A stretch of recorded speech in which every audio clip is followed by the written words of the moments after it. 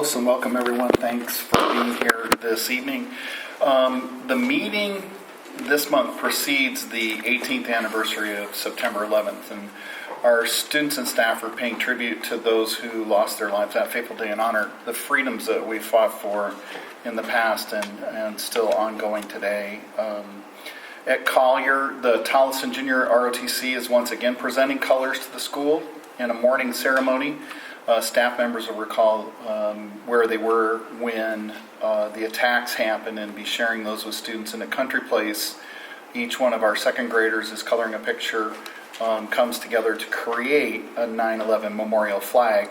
Estrella Vista, Littleton, and Tres Rios are honoring the day with a special message and extended moment of silence to remember all of those who protect us, the armed forces, police, fire, hospital workers, other first responders. At Fine Arts, the students are watching kid-friendly videos and reading articles about 9/11, and all the grade levels are engaging students in a variety of art and music projects to commemorate the events of that day.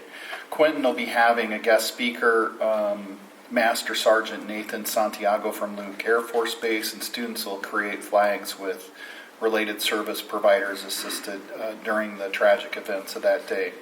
Before I move on to other activities around the school district, I want to remind everybody to ensure they're registered to vote at their current address before October 7th. That's the registration deadline for the upcoming election. It's an important part of our civic participation, both a right and a responsibility, essential to the vibrancy of our democracy. The Littleton District has a maintenance and operation budget state budget limit override question on the November ballot. It was approved by the governing board last May. And a maintenance and operation state budget limit override is a voter-approved increase to the district's operating budget. The district's operating budget overrides were first voter-approved in 2002. And they've been reauthorized to continue 3 more times since that question. We average a little under 60% voter approval, which is pretty good for a school district question. The renewal of the 15% maintenance and operations budget override in 2019 would continue the funding programs currently serving the district students, which are full-day kindergarten, lower class sizes, salary levels to attract and retain quality teachers, special area programs such as art, music, PE, and after-school programs such as our middle school sports. And we're thankful for the support of our community and continue investing in all of our resources with the utmost care so we can have the greatest impact on our students. September's also National Absence Awareness Month, and that means activities are in full swing at schools to improve attendance. There's many contests with exciting prizes like Collier, which is recognizing students with certificates and group photos to be posted in the main hallway. They've also created an area in the front office to document daily absences and tardies for families to see at Country Place. The classes in K2, 3, 5, and 6, 8 with the best attendance win an ice cream party. In addition, the Country Place Lighthouse team also selecting improving attendance as a school-wide wildly important goal, a WIG. Estrella Vista is holding their first attendance award celebration at their Kids at Hope assembly, and the class with the highest attendance for K4 and 5-8 will be awarded a trophy display in their classroom. Teachers' attendance will also be recognized in monthly drawings with Starbucks gift cards. I guess we're not buying coffee for the kids yet. Fine Arts has an ongoing champion challenge. Each day the class has perfect attendance, they earn a letter. Once the class is spelled out the word champion, they're treated to extra recess and lunchtime hosted by the administrative team. The K3, 4, 8 classes at Littleton STEM with the highest attendance rate for the month will earn 60 minutes in the makerspace, celebrating their achievement with hands-on STEM activities, and weekly classes will be awarded a ribbon to display on their classroom door at Tres Rios.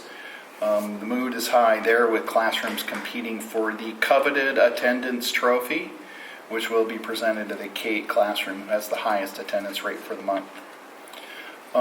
Learning Zoe is at the center of activities for everybody, and all of our employees attended full-day professional development just before the Labor Day break. They opened with a performance from our incredible musicians from the Fine Arts Academy under the direction of Mr. Travis White. President Rader delivered a thoughtful and humorous message. I want to thank him and Mr. Nielsen for showing their support with the staff, and we were honored to have the presence of State Senator Lupe Contreras, State Representatives Diego Espinoza and Lorenzo Sierra, Council Member Nielsen and Veronica Malone represented our partners, the City of Avondale, and Lieutenant Lopez of the City of Avondale PD. We had Deborah Rader from Arizona Business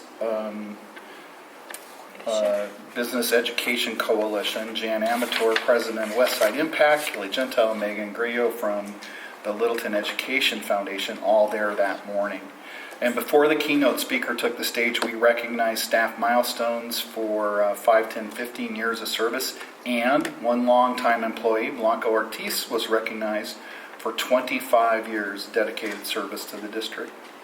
The keynote speaker, Erica Battle, inspired us all with her message on the power of positive relationships. She is a passionate leader whose mission to empower the narrative between students and teachers to facilitate academic and personal growth. In the afternoon, teachers and staff have professional development sessions tailored specifically to their job roles. I'm also pleased to share that Miss Stacy Sobelman at Country Place earned a $1,000 grant from the Arizona Community Foundation for funds to purchase culturally diverse reading materials for her classroom.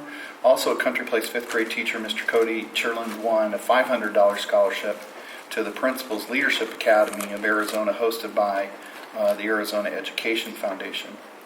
Estrella Vista had their annual Fall Club Night for the community, where students explored before and after school opportunities, and the event resulted in almost 300 students enrolling in clubs that night.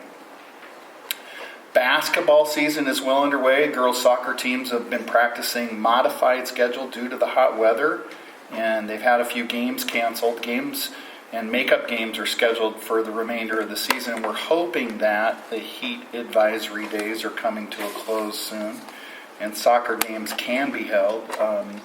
If we're able to do that, they'll be at Quinton, Tres Rios, and Collier. Basketball games are at Fine Arts, Estrella Vista, and Tres Rios. So, in closing my comments tonight, I'd like to express our appreciation to each individual and organization for multiple donations and grants that we received last month.